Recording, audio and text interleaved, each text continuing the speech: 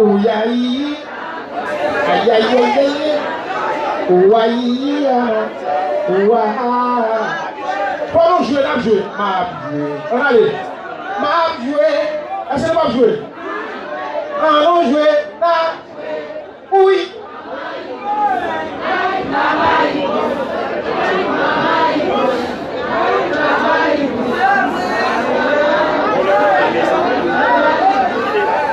Vous le faites moi. Tellement nous ne pouvons pas aller à terre. Ok. L'on fait, hein. Vous voulez tout le monde vivre comme ça. Parce que vous ne pouvez pas faire. L'on fait, hein. Comme nous, ça veut dire. Et là, nous sommes là, nous avons cherché nos comptes, nous avons joué ensemble avec nous, pas occupé, même si nous n'avons pas rempli, même si nous avons sous que corps est en place. Ouais. Et on va occuper mon campagne, sous que corps est en. Même si nous n'avons pas peur, on va occuper la petite pour parler, pour demander à gâter, ou on sous que corps en place et puis rester campé, droit. Si c'est un argent, on fait pour moi. L'on fait, hein? L'on fait sauter. Oh, c'est un deal, pas j'aime pas personne, non. C'est un deal, pas personne, non. Manger, manger, pas parler. L'on fait, hein?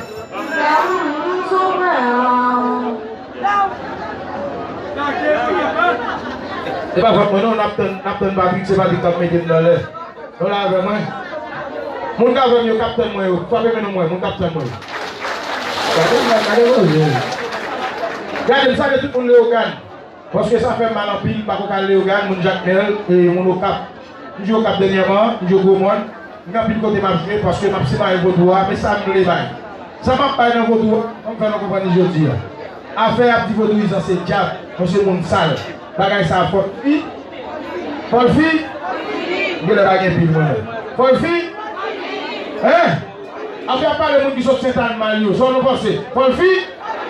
Affaire pas les pèlerins, mon qui fait pèlerin à Malio. Faut fille. Hein? Est-ce que pèlerin c'est mon sale oui? Est-ce que nous va chercher? Si nous cherchons, on va aller lever nos mains. Avec qui est-ce? L'amour. Pas que nous c'est dans nos sous les pieds. Pas que nous c'est dans nos sous les pieds.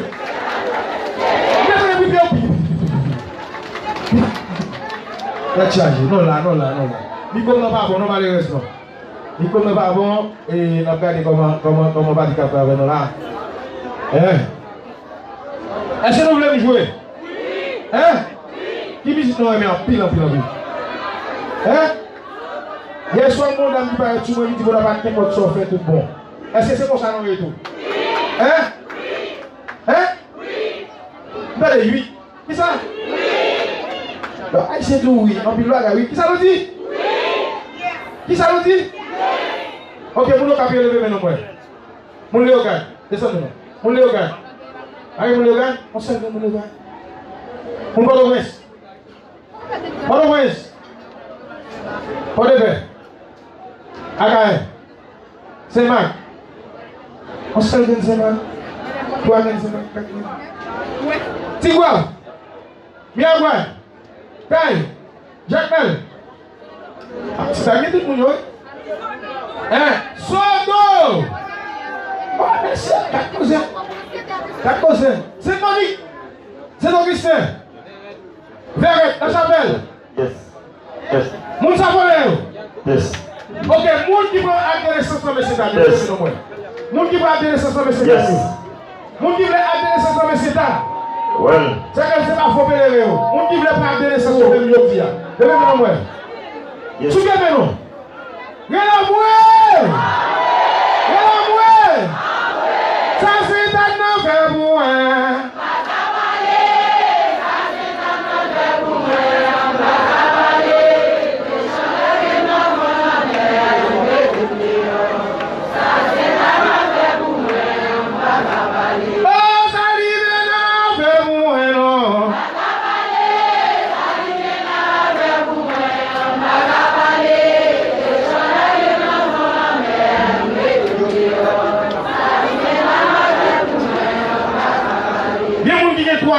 mois, 4 marcher là, pas que je n'ai. Moun qui connaît aujourd'hui, tout à fait, on a mis au lever, mais on est. Moun qui sent tout bagaille au fait déjà. Toute signature qui est passée, on va faire papier. Tu t'es venu nous donner?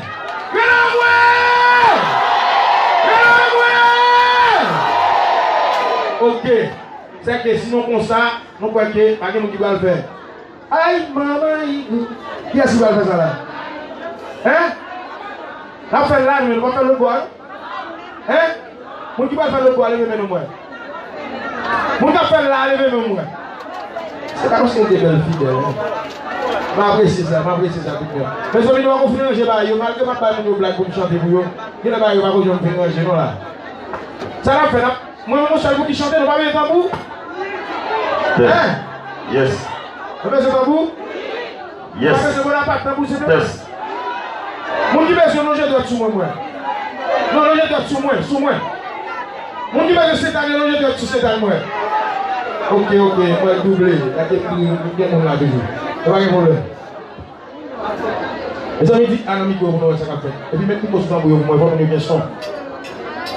Et là, quand il va passer, arrangez-nous très bien. Parce que là, il va arriver mal.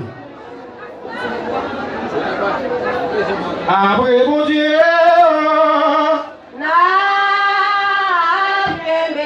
avec moi. après, bon Dieu, dans le ciel,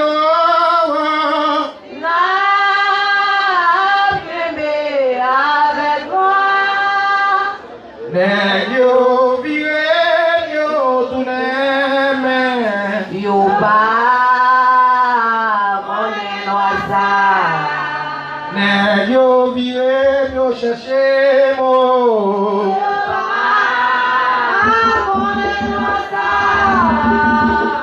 Ma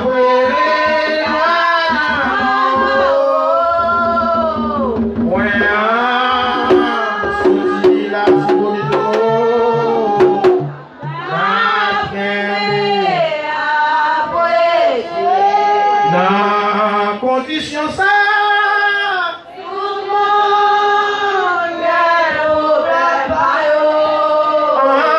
Basiel Blessant. Yes.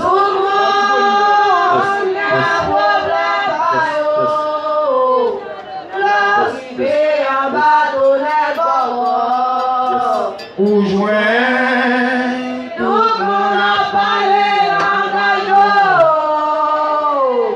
l'arrivée, ou joint, Tout le monde a joué à prier. la condition ça, tout le monde. Des problèmes par La l'âme des cieux.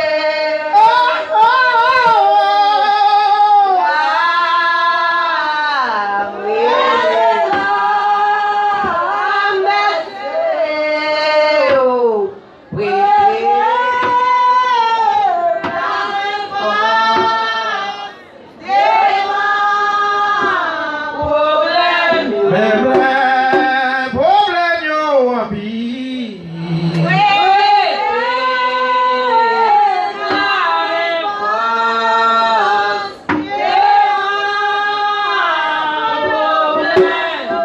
Saluer, les bas saluer, n'a salué nos étanos. Oh saluer, saluer nos étanos. Yes. Congo à la vie d'amour à saluer.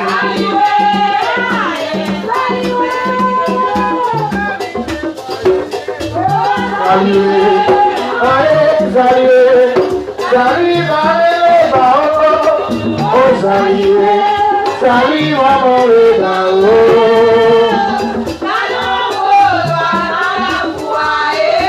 Saluer, les bas saluer, saluer, les bas saluer, n'a salué maman pas noir, oh saluer, saluer les gars.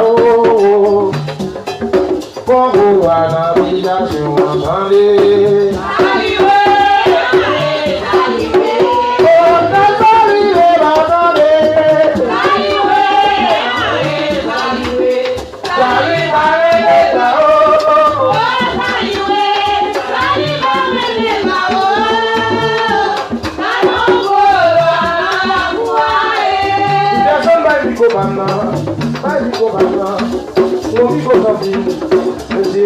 saluer, saluer, il a gagné, saluer, c'est pas saluer mamie, saluer comme c'est d'anneau, bon salut maman, salut première dame non, bon canamida son entendez.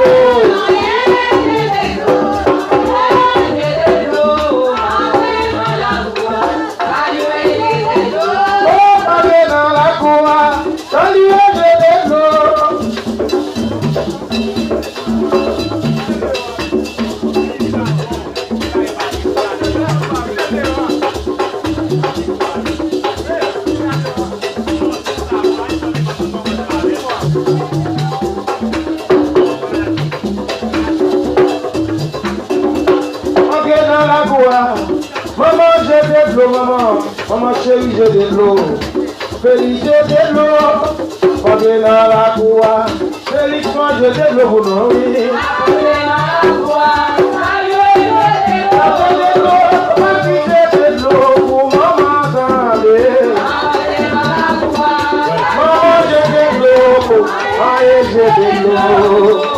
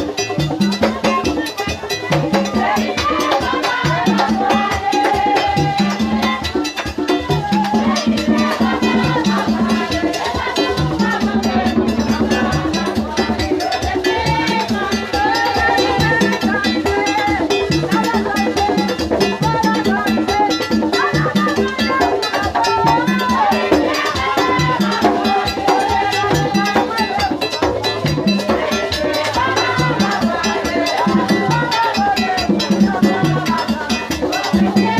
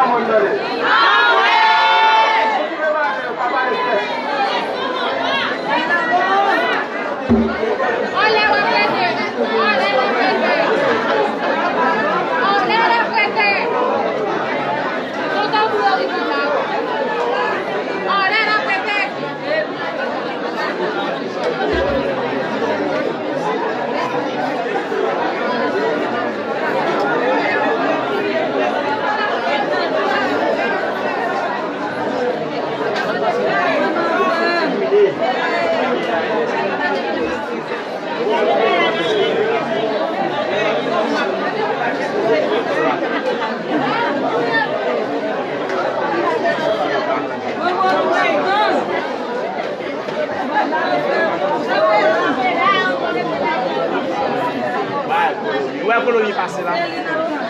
Hier.